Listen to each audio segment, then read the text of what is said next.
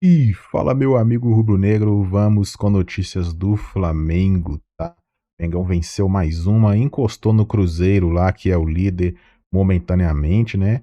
Lembrando que o Flamengo tem um jogo a menos, tá? Então vamos reagir aqui a este corte da ESPN Brasil, tá? E peço a vocês aí que já deixem seu like, se inscreva no canal e bora pro vídeo, bora pro que interessa. Porque é uma peça importantíssima, né? A gente viu quanto que com o Varela não tem uma produção ofensiva pelo lado esquerdo. É um improviso, Varela. Exato. Né? Até o torcedor deve olhar e falar, pô, e o Varela é um cara qualidade que contribui, né? Já foi improvisado de volante, agora na lateral esquerda, mas tem a ausência de alguém ali que possa produzir mais e fez toda a diferença. E acho que é importante também essa vitória porque é um momento... além dos problemas extra-campo, acho que isso é o que mais tem rodeado o Flamengo, né? Acho que é o principal questionamento, a principal fonte de problema. Mas as últimas duas atuações do Flamengo em questões de produção ofensiva tinha deixado a desejar, né?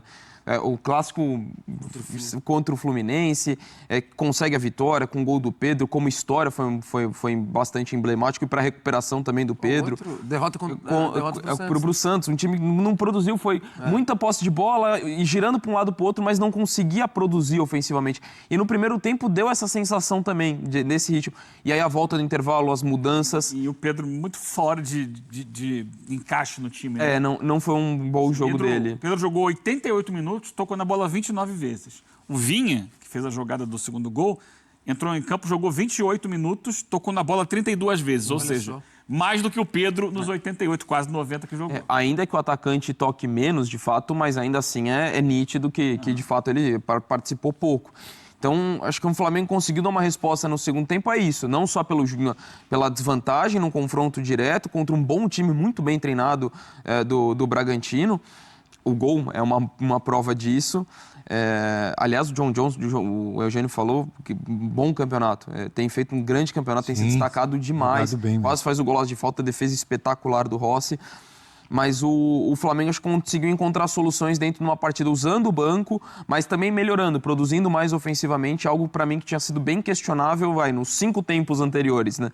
Os 2 jogos anteriores e a primeira etapa contra o Bragantino. Que é fundamental, repito, assim, é um jogo muito difícil pela intensidade do Bragantino no tempo todo. Então, mais do que tecnicamente, você tem que estar batalhando 90 minutos. E o Flamengo conseguiu batalhar. Eu acho que essa é a grande virtude do Flamengo ontem, foi que batalhou o tempo todo contra um time muito físico e conseguiu virar o jogo. Sim, ressurgir no jogo. Ainda. Sim. Eu acho que um ponto que eu queria salientar aqui no nosso debate é o seguinte: como é bom ter um goleiro, né? Um goleiraço. Porque quando você tem um 0-0 no placar no primeiro tempo, quando o Flamengo ainda não era tão efetivo criativamente falando, você tem aquela falta do John que o Dom citou, e o Rossi faz uma defesa simplesmente espetacular. É muito difícil. Do outro lado, o Cleiton, que o Bragantino é super bem treinado, não quero botar a culpa da virada em cima apenas de um atleta, mas do outro lado é um goleiro que sempre foi questionado, tanto por nós da imprensa quanto pela torcida do Bragantino. E ontem falhou de novo. Num gol que dá o empate. Entendeu? Então, o Rossi, assim, aos poucos a gente vai tendo o tamanho e a dimensão do Rossi no Flamengo. Ele é muito importante. E outra coisa que eu queria salientar é a opção do Felipe Luiz em entrar com o Pedro ontem. Eu fico assim, pô, no Fla-Flu ele era a 5ª opção, se vocês pararem para analisar. A 5ª. Porque ele ia com o BH. O BH lesionou, não foi com o BH. Aí ele opta pelo Wallace. Aí depois entra o Juninho antes dele. Então o Pedro era a última das opções. Tem o Plata que se machucou no aquecimento. Que se machucou no aquecimento. Né? Então, mas será que não, pela característica do adversário, do jogo? Essa é a última questão. Pode ser. A pior é um jogo que não seria equivocado, exatamente. Não esse encaixa. É um típico jogo em que ele não encaixa. Eu não sei se foi pensando em dar uma sequência por conta do... Porque é um jogo de muita briga, de muita velocidade, de muita intensidade. Por exemplo, quando você tem um adversário que está tudo fechadinho lá você atrás... Você pode ganhar o jogo, de repente, numa bola aérea, como ganhou. Porque o primeiro gol foi numa bola aérea, poderia ter sido... Foi o Léo Pereira, poderia ter sido o Pedro. Pedro não é, nem de longe, o jogador que mais faz gol de cabeça no Flamengo. Os zagueiros são muito mais importantes nisso, e até o Bruno Henrique. Para mim, o Bruno Henrique é o melhor cabeceador do Flamengo. Mas eu quero entender, quando o Pedro não joga, é corneta no professor. Quando o Pedro joga, é corneta no professor. Mas é exatamente por isso... O que ele tem que fazer com o Pedro, então? Eu acho que ele tem uma alternância muito 8 ou 80. Então, né? Tem uma música do saudoso João Nogueira, que chama Boteco do Arlindo, que é assim... gripe cura com limão, juro bebe é prazia, do jeito que a coisa vai, boteco do Arlindo virar drogaria. Por quê? Cada doença pede um remédio diferente. Então, cada jogo pede um estilo de jogador diferente. Quer dizer então, que o jogo ontem não era bom pro Pedro? Não. Ah, tá de Não brincadeira. era. Quando você enfrenta o Fluminense, que estava goleador, todo lá atrás, Eugênio. com 3 zagueiros, com 3 volantes, e fazendo com que o Flamengo tivesse maior posse de bola e precisasse de alguém dentro da área, ali era um jogo pro Pedro. Ontem é um jogo brigado o tempo inteiro. E essa não é a característica Pedro faz do Pedro. bem pivô. Mas fisicamente ele não entrega a mesma coisa. Sabe, uma coisa é você precisar de um jogador técnico, outra coisa é precisar de um jogador físico. Ontem precisava de um jogador físico. Jogador técnico, pra mim, eu discordo de você, respeito sua opinião. Jogador técnico, você precisa todos os jogos. Todos. Pra mim. Você tem que não ter um sou dono da técnico razão nem da verdade. que esteja bem pra fisicamente. Mim, você precisa de jogador técnico todo jogo, gente. Você precisa de um jogador técnico que esteja bem fisicamente, que esteja forte, que possa aguentar o tranco do futebol. E aí a gente pega vai o time do voltar na Resenha declaração do e coloca Felipe. pra jogar, só tem craque. É verdade. Só que eles não conseguem mais. Mas não conseguem mais, porque fisicamente você precisa também. Então, Sacou você tem que aliar as duas coisas. E há características de jogo. Para mim, na minha leitura, o jogo contra o Bragantino, especialmente fora de casa, é o jogo mais intenso do campeonato. E eu acho que não é exatamente a característica. Tanto que o Pedro estava fora do time porque justamente não entregava intensidade. O que ele entrega é técnica. Então, eu acho que para um jogo no Maracanã, contra um time que está se defendendo, isso vai acontecer N vezes no Campeonato Brasileiro. Vários times vão para o Maracanã só para se defender. Beleza, coloca o Pedro lá, ele vai deitar e rolar. Para brigar, para disputar a bola. Eu acho assim, tanto que ele não participou quase do jogo. Dá para fazer um paralelo entre o que vocês dois estão defendendo. Eu acho que se o Pedro atingir um nível físico melhor, tanto que a gente escutou. Mas não é a que o Felipe característica falou. dele, né? Não é a característica Mesmo nos dele, melhores mas momentos. eu também entendo o que o Abel traz, que assim, se você tem um camisa 9 como o Pedro, é muito difícil você colocar ele no banco de reservas se ele estiver bem. Não, é que a história, ele entrou, fez o gol e aí não tinha como segurar. Eu acho que foi muito nessa onda. Não assim, é muita decisão técnica. Fez o gol da vitória no Fla-Flu, vou botar o cara pra jogar. É um bom jogador, gente. Ele tem facilidade pra fazer gol. Não, e é por isso que acho que tem que... esse jogo é mais físico, não vai colocar. Eu discordo. Sim. É, que acho que tem jogos que, em termos estratégicos, acho que caberia melhor. E ainda mais se tem o Pedro e o Arrascaeta, pensando na intensidade que promove o Bragantino. E assim, não é a questão, o jogo um pouco mais intenso não pode contar com o Pedro. Não é nesse sentido. Mas estrategicamente talvez a coisa fluísse melhor. Acho que brigou muito ontem. Brigou. Tanto que ele foi um dos líderes em desarmes, se eu não me engano, na partida. Isso é... Mas, assim, em relação aos outros jogadores, é uma intensidade menor, embora essa ressalva seja justa, né? Ele fez muitos desarmes ontem, o Arrascaeta. Mas acho que a questão é muito mais pontuando em determinados jogos, assim. Acho que o importante para o torcedor do Flamengo é ver que o Pedro voltou a estar numa... Porque ele foi como o Johnny falou, ele foi de um jogo que era a última opção, mas ele voltou agora... pro esquema, né? E Exato, agora me parece muito mais um cenário de entender qual é o melhor cenário para cada jogo. Então, dentro dos remédios que o Eugênio estava falando, eu acho que esse tem que ser o cenário. E para mim, no caso... É um monstro. O Eugênio trouxe João Nogueira, né? Só isso. E dentro do caso, eu estou de acordo com o Eugênio. Eu acho que o jogo... Precisa ter até no segundo tempo, em situação de um jogo de mais desgaste, aí poderia ser um caminho mais interessante, mas de começo talvez não fosse a melhor estratégia. Se vocês fossem técnicos da seleção da França em 98, vocês iam falar assim, esse jogo não é bom pro Zidane. Vocês estão de brincadeira. Não, aí ficou fora de alguns jogos que ele estava suspenso, lembra? Aí você foi pro outro lado, foi pra caramba também, né? Pô, o jogo físico também. É igual falar que o Pirlo não corria. Né? O Pirlo corria pra caramba. Mas aquela final era pro Ronaldo ou não era? Aí é uma resenha boa. Aí dá outro programa inteiro. É isso. Temos fãs de esportes na hashtag F360BR com as mensagens que chegam, como a do Gil Dazio. Bom dia, Flamengo no segundo tempo colocou o DNA em ação.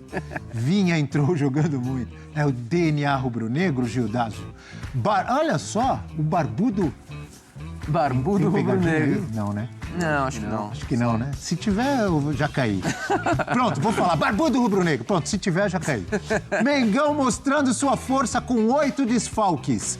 E Vinha é o lateral titular. Joga muito.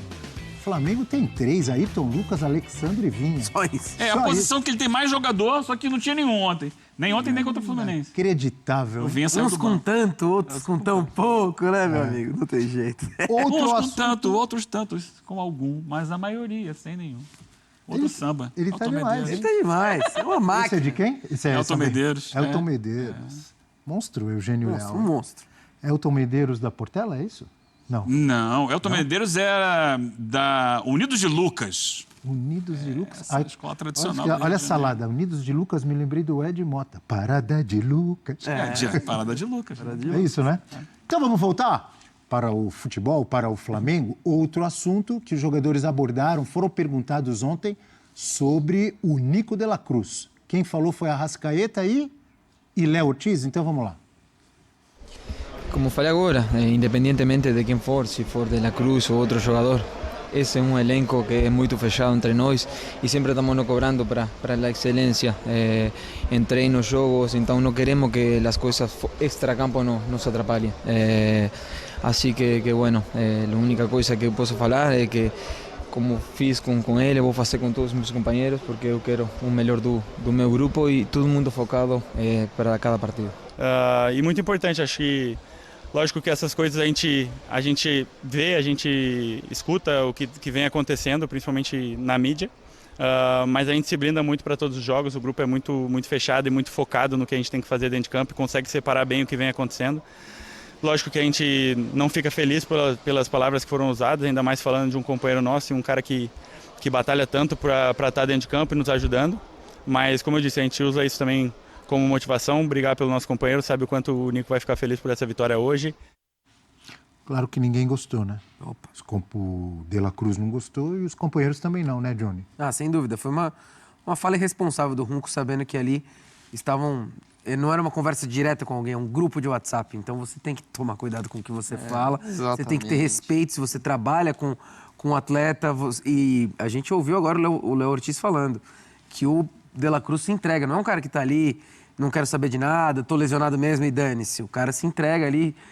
Eu fico me colocando no lugar do De La Cruz, assim, um cara que tem sofrido tanto com lesões, ler do chefe do departamento médico do Flamengo que você é quase aposentou o cara, né?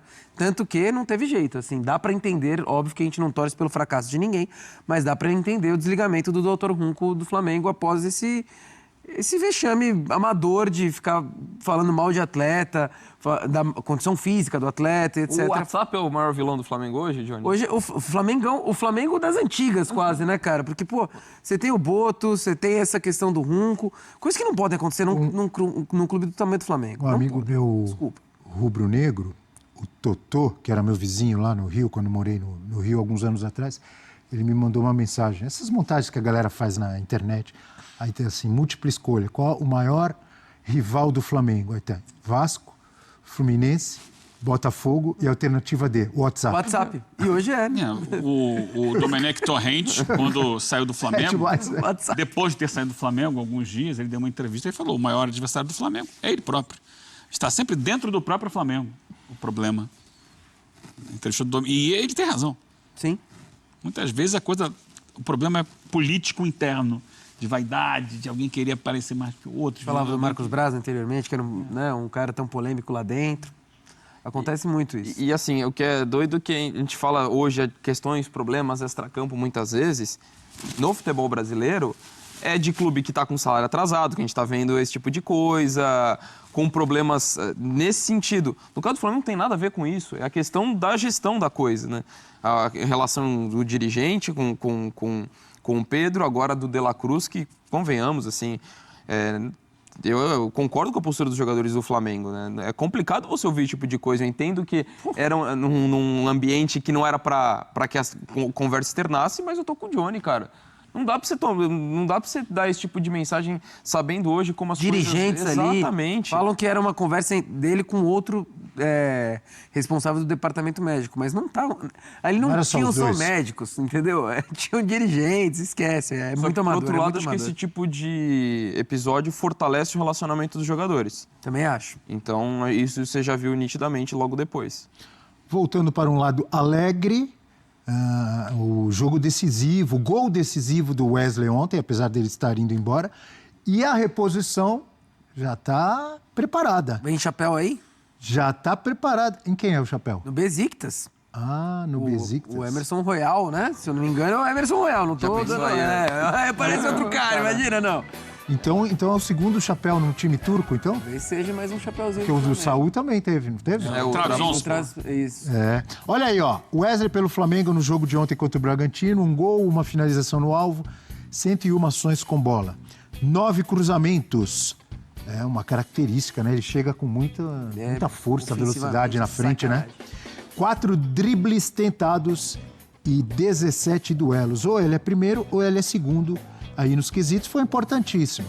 Emerson Royal, novo reforço do Flamengo em seus últimos clubes. Aí tem a passagem dele pelo Barcelona, só com 3 jogos. Pelo Betis, 79 partidas, com 5 gols e 10 assistências. Já é outra coisa, né? No Barcelona, 3 jogos, não tem gol, não tem assistência.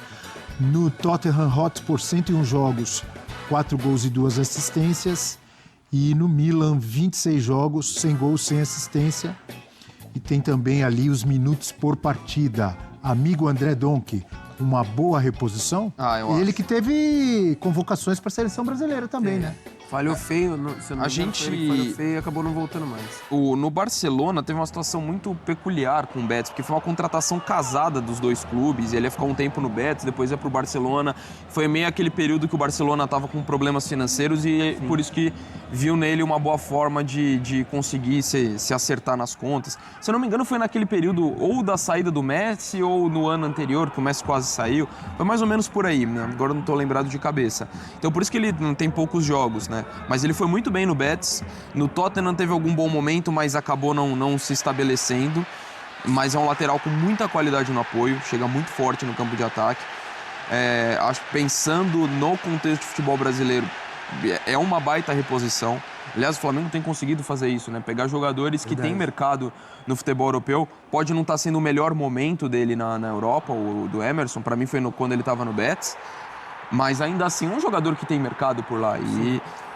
E o Flamengo consegue trazer esses jogadores, tanto pelo atrativo, do tamanho do clube e pelo que tem disputado, quanto do poderio financeiro. Então, eu vejo como uma reposição interessante para o Wesley. Lógico que é muito sentido, você está falando de um nível altíssimo, de um Wesley que hoje, para mim, briga em seleção brasileira, até de repente para pensar numa eventual titularidade. Lógico, dependendo do que o Ancelotti pensasse, que é um lateral mais para dar amplitude, ou um lateral mais para formar uma linha de 3, mas acho que ele tem condição de brigar por esse posicionamento. Mas vendo das possibilidades de recomposição, acho uma alternativa interessante. Mantém o nível. Mantém o nível. Exatamente. Ou talvez até melhor. E é muito difícil manter o nível do Wesley, né? Exato.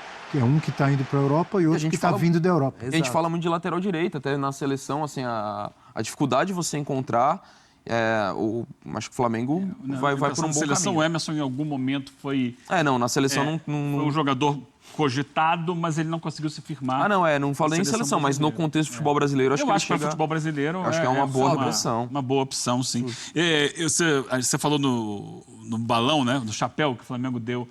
O Johnny falou. No clube turco, né? Antes no Trabzonspor. Isso. No caso do Saúl. O Saúl é um cara muito presente nas redes sociais, né? Ele posta muito.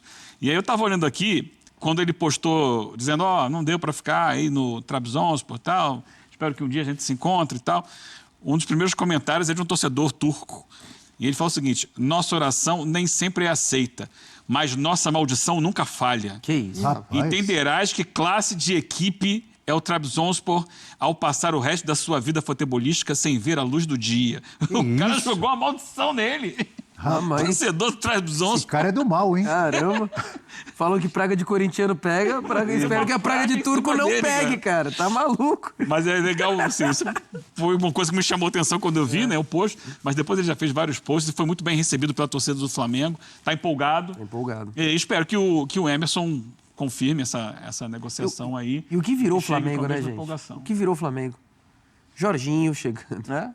Aí você olha e vai ter Saul, Saul. Emerson Agora Royal. vem o Emerson Royal. É sacanagem, né? A gente não tá acostumado a ver um Não, que a clube gente tá brasileiro falando da lateral esquerda. Alexandro, Ayrton Alexandro Lucas e Vinha. e Vinha. que é isso? E a gente vê esses movimentos, muitas vezes, de jogadores já meio, fim de carreira. Fim de carreira. Cara, nenhum desses O Emerson Royal, assim, a gente nenhum tá é desse acostumado cenário. a vê-lo há muito tempo, mas ele tem 26 anos. A produção pode até nos ajudar, mas se eu não me engano, ele tá com 26 anos. 26, é isso. Então, é um cara que é jovem ainda, talvez possa estar no auge físico do atleta, que a gente avalia entre os 26 até os 28 anos, e é um jogadoraço. Eu vejo assim, é muito difícil suprir a ausência do Wesley, que talvez viva o melhor momento desde que estreou saindo da base. A movimentação do Mas a Flamengo para movimentação é muito substituir é muito boa. Não podemos adivinhar e não sabemos se vai dar certo ou não. Mas a movimentação é muito boa, dá para falar antes. Dá. Ele chegar. Agora, posso Não tirar é? uma onda, Abel? Pode. O Eugênio trouxe belos sambas aqui. Não sei se vocês já viram, convido o fã de esportes a ver depois. O Emerson Royal já se arriscou como trapper. Ah, é? Ele lançou umas músicas, mas ele é um excelente lateral. É melhor ficar por ali mesmo. Ah, é? Melhor que o Lil Gabi? Eu acho que o Lil Gabi vai melhor. É? Juro pra... Não, é complicado. Dê uma assistida depois, vocês vão ver.